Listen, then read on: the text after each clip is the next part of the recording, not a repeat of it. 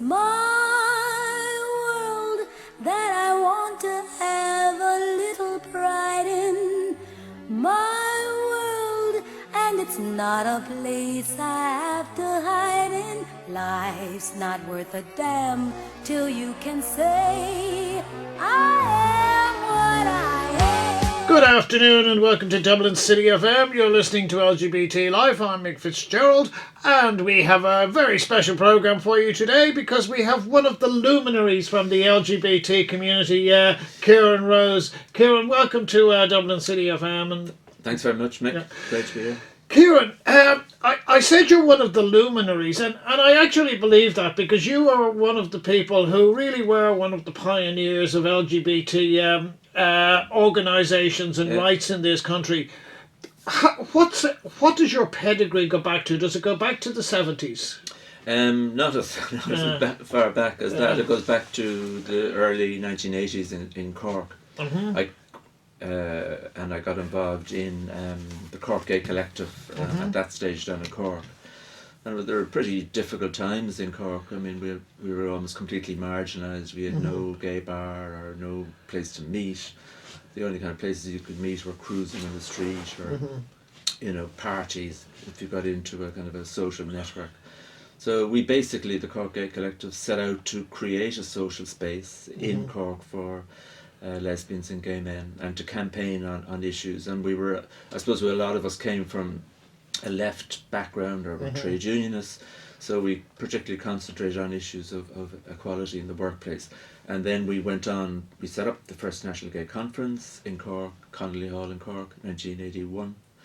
And then we went on to set up the Key Co-op, which is a kind of a resource centre and cafe and a place where feminists and lesbians and gays and green activists and left activists met and could, have meeting rooms. And so it was a very exciting time, even though they were difficult. Yes. No, I'm probably a bit older than you, Kieran. Yeah. I can remember Dublin in the and I'm talking the early 70s, certainly up to 74 here. There were two gay bars here. Bartley Dons and Rice's was. I remember Rice's differently. I'll go into that one. But no, there was Davy Burns as well, which was more. And I gather there might have been another one down in Bagot Street, but two of them were fairly literary. So that was acceptable, theatrical, literary, whereas Bartley Dons, I remember the first time I ever went down to Bartley Dons and it was like there was suspicion when anybody new came in. How did people meet then in those days? Did you meet people largely through college and, for want of a better term, word of mouth?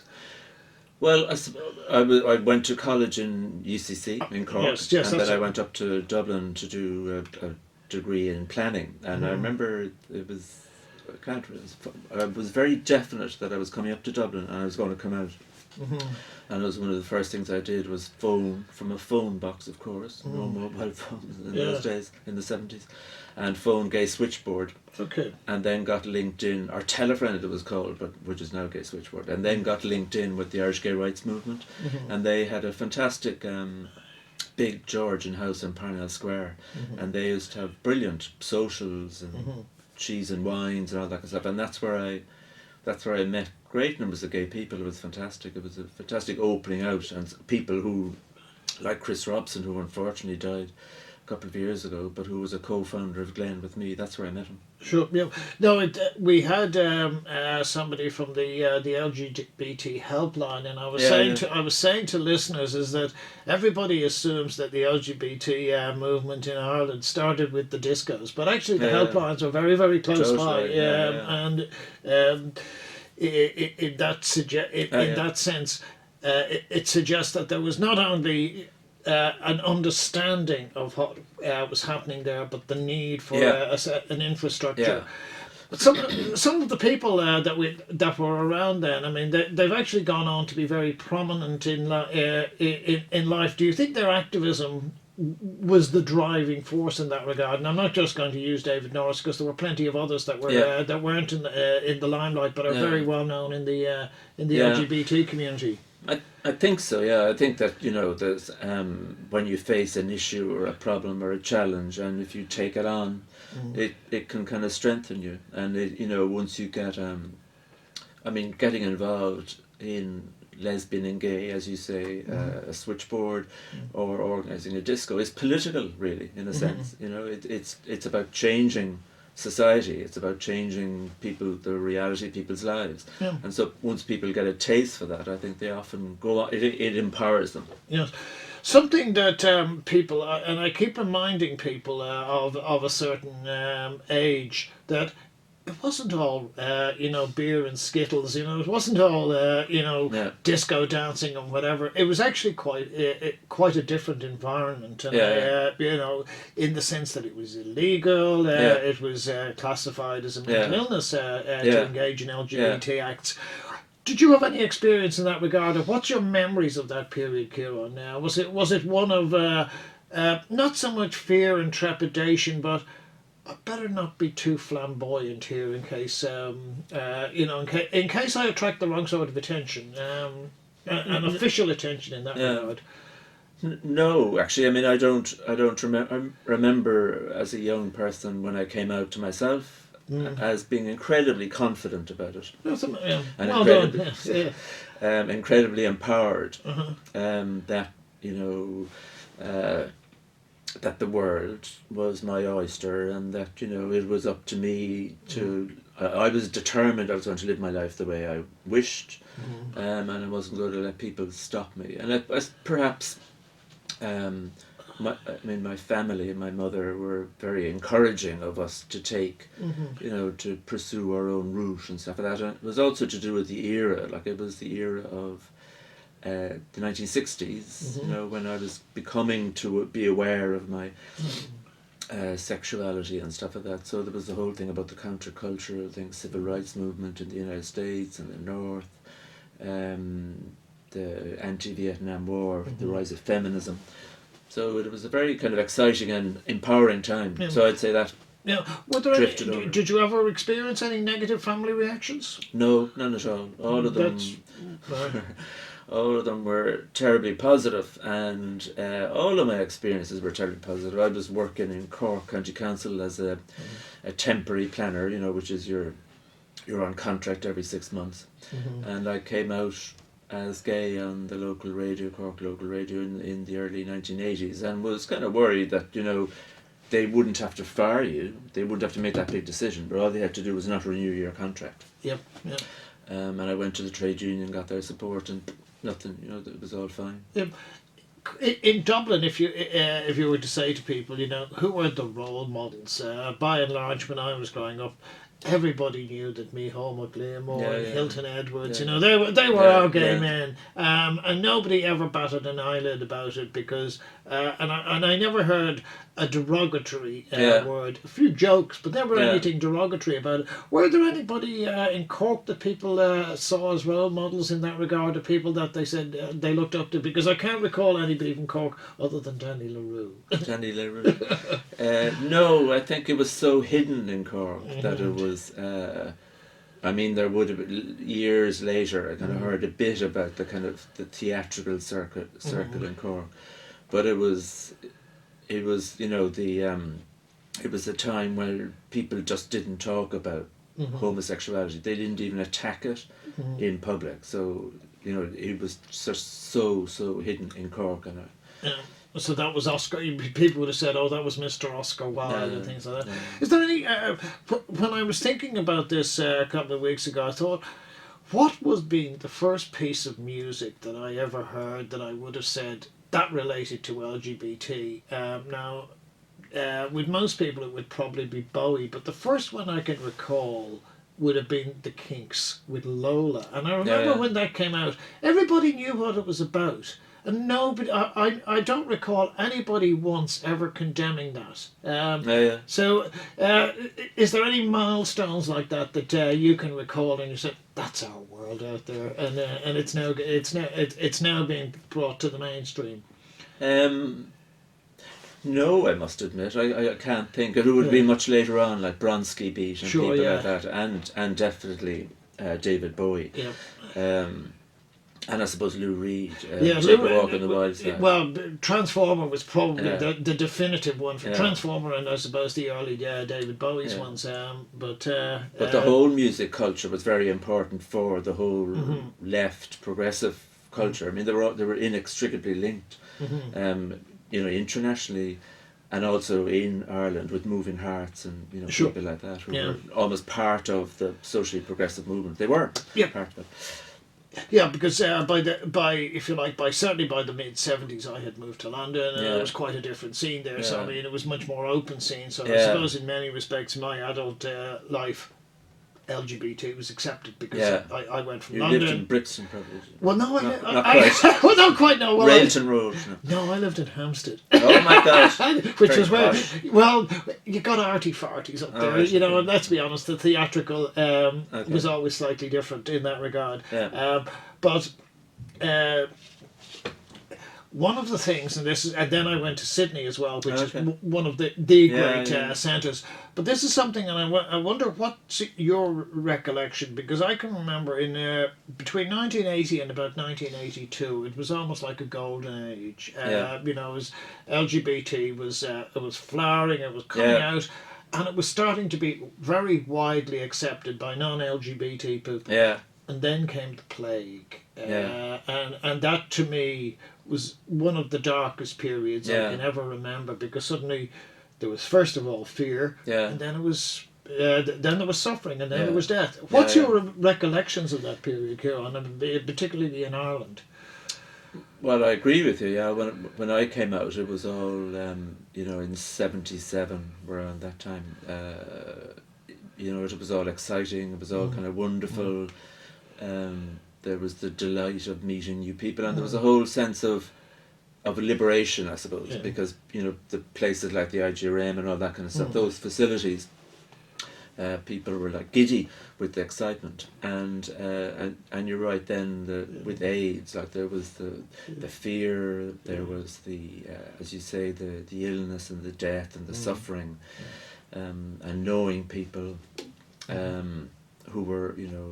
who were suffering and dying, and how they were excluded, often by their families, or it was hidden by their families, and that we had little to support them, and there was so little support out there. So like people like Gay Health Action were hugely important in producing information. And you could say again, that the powers that be, the Department of Health and the medical profession, really let the people down, or let the country down, and certainly let the gay community down. As I say, I'm not familiar with what the situation is here, but I am familiar with what it was in Sydney, and from what I gather, it was handled, or at least addressed, quite differently at an official level. I don't know how it was handled on a social level. My recollection from that, as you say, that period 79 to about 83, suddenly you were going to parties, and what previously might have been, if you like, exclusively heterosexual parties. So we're getting very mixed, and you'd have two guys in the corner there kissing away, and everybody thought this was fabulous and all of that. Within 3 years, that had all fallen apart. And this is what again, I remind people to say that the golden age doesn't necessarily last. Suddenly, people who were being, best mates, well, these guys are going to get invited to our party, and it suddenly became stigmatized in that regard, and I always found that very disturbing. Was that the way it was in Ireland, or was it not really much of a crossover at that point in time? Was the LGBT community largely ghettoized in that sense of the word? I think so, probably. I think that we hadn't perhaps made that kind of progress, and we were kind of like a bit of a ghetto. I think the parties would have been largely lesbian or gay, and we would have had the discos and stuff like that. So it was quite we were quite a community apart. And as you know, one of the things that has changed quite considerably in Dublin is that you have some gay bars, but most bar or a lot of bars are now mixed. Yes. So that's that change. Yeah. Did that breed suspicion? I mean, particularly when people went out, they went to a disco or whatever, and you think, oh, there's a nice person over there. And then the second thought is, I wonder. How did that manifest itself, Kieran? Because I know elsewhere, suddenly people started to lose weight. There was this serious suspicion, and as I say, it made for a very unfortunate time. Totally. It was dreadful, and like there were, it was a really awful kind of period, and the quilt. You remember the quilt? Yes. Big project. So that was like trying to celebrate people's lives in some way. And we got involved in bringing the quilt for people who died of AIDS around Ireland. And I suppose it was awful times where, again, like the family wouldn't admit that the son was gay, and the funeral would be in the Catholic Church, and you could just had to make up your mind, were you going to go to it or not go to it, and would you go to it to honour the person who had died. But then again the sermons would be awful and dreadful, totally ignoring the reality of the person's life. It was, as you say, it was a terrible period. Yeah, well, I always look on it to a certain degree like the Holocaust, Yes, in the sense it was, of yeah. what did we lose?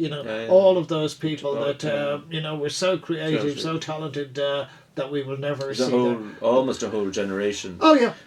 wiped out, and as you say, often the most vibrant and creative and And in their courageous. prime. Yes. So moving along then, Kieran, you're on Shannon. You're putting your hat in the Yes. ring for the NUI. What was your thoughts behind that? Why have you decided to go for on Shannon now? Well, I suppose I've spent a lot of my life involved in lesbian and gay issues. In Cork and in Dublin, was co-founder of GLEN. Were involved in my trade union, environmental stuff, and all that. And I thought that after the marriage referendum, that in a sense that there was a certain period of the campaign for various law reforms was over. And in GLEN, what we used to say was that it was a fantastic journey from decriminalisation, equality legislation, civil partnership, and now civil marriage. And now we're full and equal citizens. So it gave me the opportunity to look and to bring my experience and whatever talents and expertise I have to other issues and to kind of a different arena. Yeah. It's interesting because I remember meeting you up at the Dublin Castle on the 23rd of May, a day which will stick in our memories. And what I always remember that is that the LGBT activists, and you stood out probably more than anybody else. I was watching around a lot of politicians, and they were being obviously very self-satisfied, but the triumphalism that I was seeing wasn't coming from the LGBT community. It was actually coming from the politicians. And I can remember just talking to yourself very briefly, and the impression I came away with was, this isn't, we've now reached the top of the hill and we can, but it was almost like, well, that's that chapter. Now we move on. Is that a reasonable summation of your feelings on that day? Totally, it was the end of that legal journey, whether it's statute and the constitution. But of course, for LGBT people, making equality, this equality that we've achieved, making it a reality in people's everyday lives, is a much different issue. In some ways, it's much more difficult. So that a young LGBT person in school, either primary school, because people become to realise that they're different very early, or in secondary school or whatever, that they can feel entirely safe, secure, and that there is no difference, and that they have equal educational opportunities. And the same applies to the workplace, and the streets. So that, as I often say, just people expressing ordinary affections in public would not seem extraordinary, or would be seen as ordinary. How do you feel? Because particularly during this program, what I've seen, talking to some of what I would call the anti, their defence is that, well, all these people out there weren't really LGBT at all, and they've been corrupted by charismatic people like yourself, you know, and that they've had ideas put into their head. Now, when I spoke to Menina Griffin, who's now with Belong To, and she was saying that since the referendum, their calls from young people have, I think, gone up about 70%. Yeah. Now, I took I interpreted that to suggest that people are now able to look at themselves in a different way, rather than be fed a lot of ideas from charismatic people like yourself, that they're actually able to look at themselves and perhaps develop that confidence that you had as an exception back then. How, is that something you would agree with? And, totally. Yeah, because it's I mean, the amount, it was a massive popular campaign on the streets, in the airwaves. I mean, you couldn't ignore it. It was a very exciting campaign.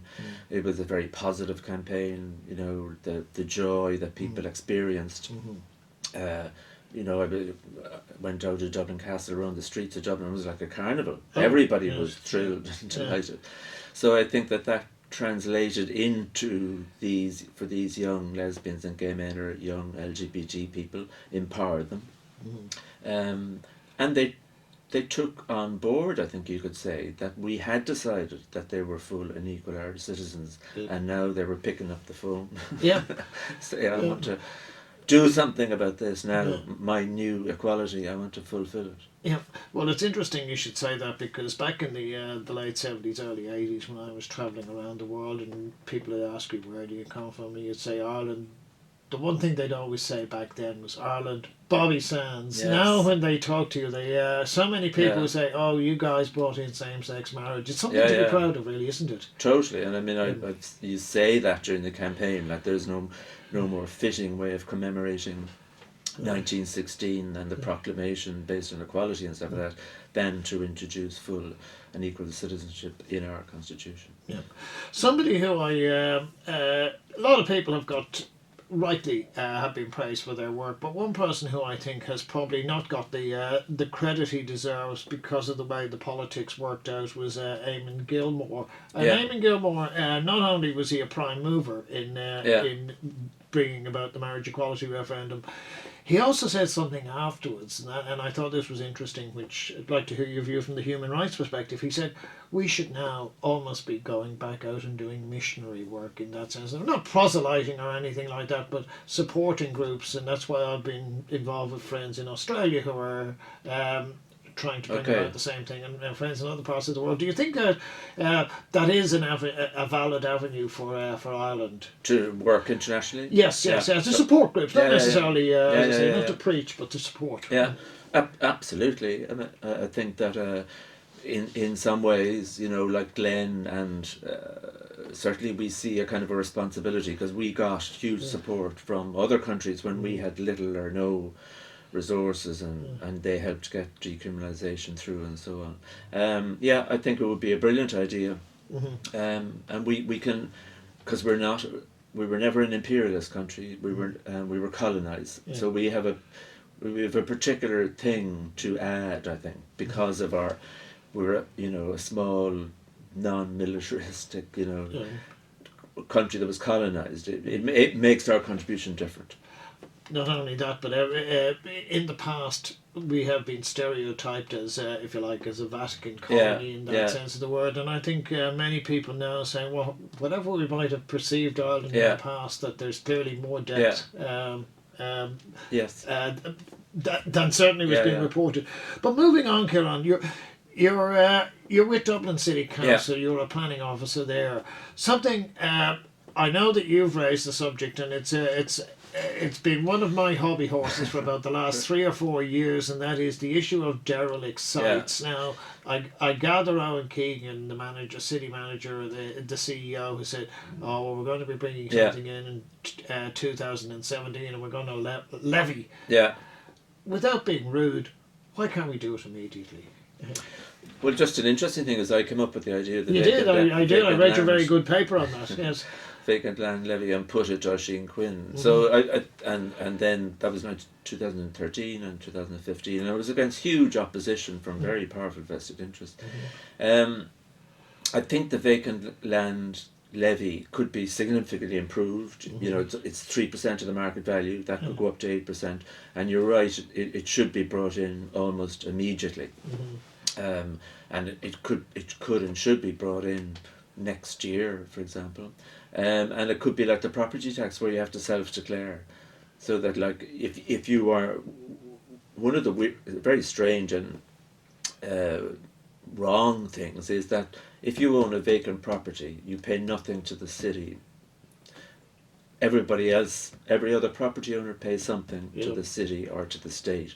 So, like commercial rates, or if you have a house, an apartment, you pay the property tax. Yeah. So, but if you leave it as a tip, and there's a couple around where I am that are I go around taking photographs just to name and shame sort of thing. Yeah. There doesn't seem to be any dare I say it, any disincentive to tidy it up or even to make it relatively sightly. Is there regulation there, or is it just not being enforced?